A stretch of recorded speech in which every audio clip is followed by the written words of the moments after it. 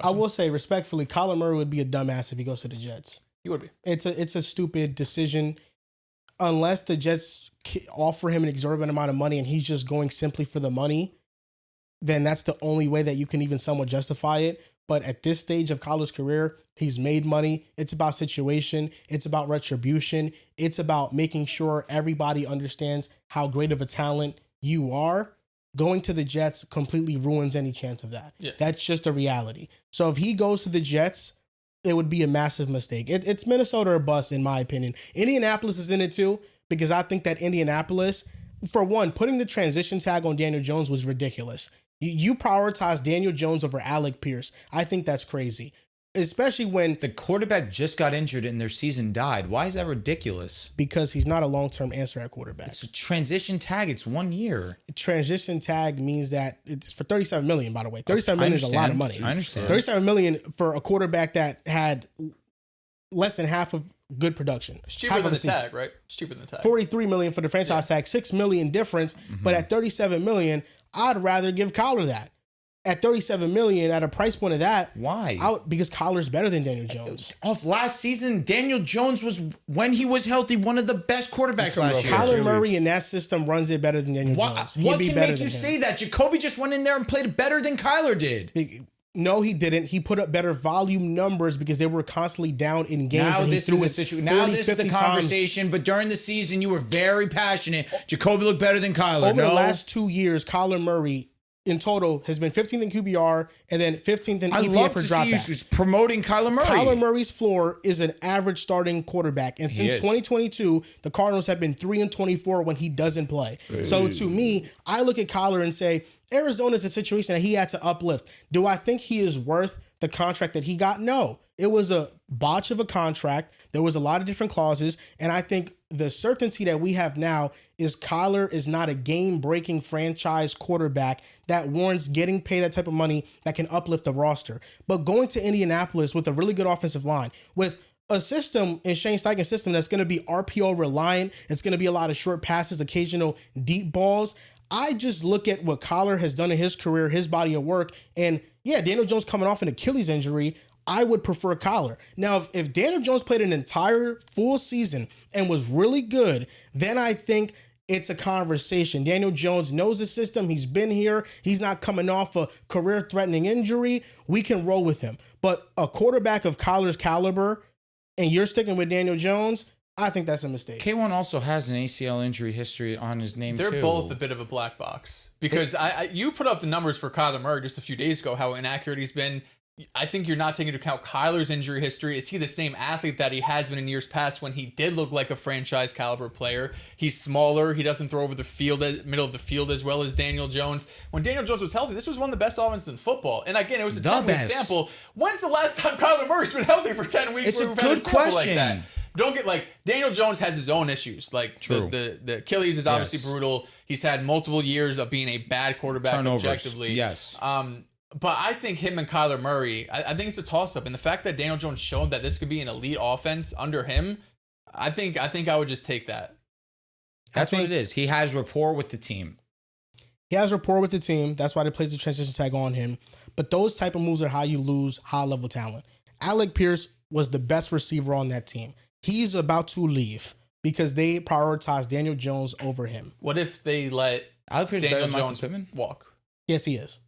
If you said they let Daniel Jones walk. If they let Daniel Jones walk, but they brought back Alec Pierce.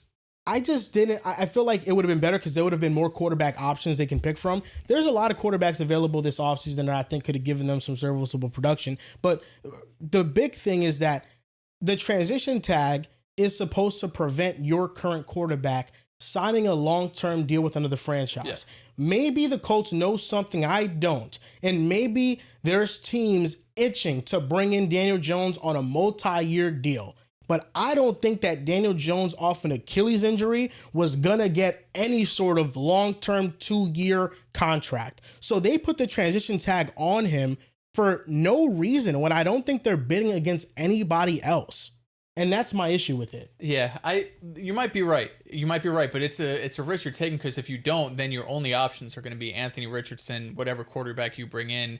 And realistically, you're saying there's all these options out there. If Kyler Murray is the best option, I don't think there's a lot of options out there. If the other ones, Mac Jones, you're going to have to give up probably a day 2 pick for. Jacoby Brissett isn't better. Smith. Geno, maybe, but Geno's coming off the worst year that he's had in 5 years. So if Kyler's the best option, I don't think there's a lot of options. It's him. It's all right, you're being rude. Tua, also, you're getting too far. Probably it. But I know that's where it's Daniel Jones. And maybe at the price point. Yet. Maybe at the price point, if it's just like we could sign Kyler and save the money. If you guarantee Kyler, I get that. Save the money and bring back Alec Pierce, I definitely get that. But if it's not a guarantee, you're. But that's what it is essentially, because Kyler, he's going to take a low level contract. Yeah, but we don't know if it's going to be with us, with Minnesota, with a different team. Exactly. But I think the transition tag on Daniel Jones has basically made it so maybe they are still in on the Kyler sweepstakes, but for the most part, that transition tag signed and sealed their ability to go and get any other quarterback. Transition tag basically made it so this is our quarterback. We're done. We're not going to try to look for anybody else. This is who it is. And I feel like that was a mistake when there's nobody else you're bidding against that's going to sign him to a long-term deal. Because if there was another team that said, hey, listen, we'll give Daniel Jones 2 years, $40 million, $20 million a year. If I'm in Indianapolis, yeah, I match that offer. That's pretty clear, and I can pay you more than that. You don't think other teams would have brought Daniel Jones into the building? I think that he wouldn't have gotten a 2-year deal. And you don't think Minnesota would have considered paying him? You don't think the Jets would have considered paying him? No, I think Jets, that... I don't think so. Minnesota, maybe. The Jets, I can see it. They have an offensive line. Well, it's just we don't know if he's going to be ready week 1. They need to win. Good point. You know what I mean? Well, do you? You have your first-round pick next year. I'm saying if the Jets win like 4 or 5 games again, Glenn's probably getting fired. The worst thing? No, but that's why I think they would go for why they wouldn't do it. Yeah, like we need someone ready to play week 1. We need to win right away. I just think that based on Daniel Jones' options, he was extremely limited because the reason why the transition tag was put on him in the first place is because his agent and the organization couldn't come together and agree on an extension. The Colts probably wanted to extend him for multiple years, but be team friendly and not have guarantees attached to it. The reason why he took the transition tag is because it's $37 million guaranteed. I don't think that any team on the open market was giving him $37 million guaranteed. For a single year, I agree. For a single year. He got the best possible value for 1 year. And on a multi-year contract, there are other teams that probably would have bid something, but it wouldn't have been an amount to where the Colts couldn't match it if they wanted to. All things considered, it's a good number for a quarterback. Yes. Wouldn't you argue? What? The Daniel Jones deal. Like all things considered, for a starting level quarterback, a legitimate one. That's what Daniel Jones is. $36 million, if I'm not mistaken. $37 million. That is a pretty good number for one season. It's a little bit more than what I would have paid him. But after this year, considering, yes, coming off an Achilles injury, you have a lot backing you in what you want to say. Cool. When he played the Colts, number 1 offense in football, and you want to know what arguably helped him more than his actual play? Him getting injured and their inability to win games. Yeah, well, they had Phillip Rivers and Riley Leonard. They just fell off. They had nothing in response, AKA, we are so handcuffed to you. We need you really badly, but we don't know how you're going to look long term. 1-year deal. We're going to pay you middle of the pack. What is he in terms of quarterback play? Quarterbacks getting paid. He's getting paid more than Sam Darnold and Baker Mayfield. Which Sam Darnold got to steal. The Seahawks got to steal with him because based off of the last 2 games. 12 annual? He might be. Yeah, around there. For me, I think that the and Baker, whatever. The regression of the offense was because they didn't have a competent backup. I think if they had a competent backup, we would have seen the offense still be able to make plays. But game against San Fran, Phillip Rivers went out there. He balled. I'm not blaming Phillip Rivers. Yeah, like Phillip Rivers played as good as you could play coming off the couch, not playing for 5 years. Mm-hmm. And the offense moved. Like the reason why they didn't win was the defense was terrible. Horrendous. To Joel's defense, though, the wide receiver tag is only $27 million. So you save $10 million off of this. But they maybe quarterback though. Yes, and also maybe they didn't think Alec Pierce's market was going to get this crazy, but that's on you. Like you have to have the internal scouting to know that this is going to be the top free agent on the market. You know what I mean? He had 40 receptions, had 1,000 yards. Yeah, you know, that is just now they're talking about $30 million a year for him. 30 M's is crazy. It's crazy, but Christian Kirk got what 20, 25? No, he got 18. 18. 18. And that was how many years ago? That was like 4 or 5 years ago. It makes sense. It does, and I like Alec Pierce. You guys have really made me change my tune on him. He really has done a better job of making me change my tune than anyone else, considering the season he just had, given the volume. Yeah, he's really good.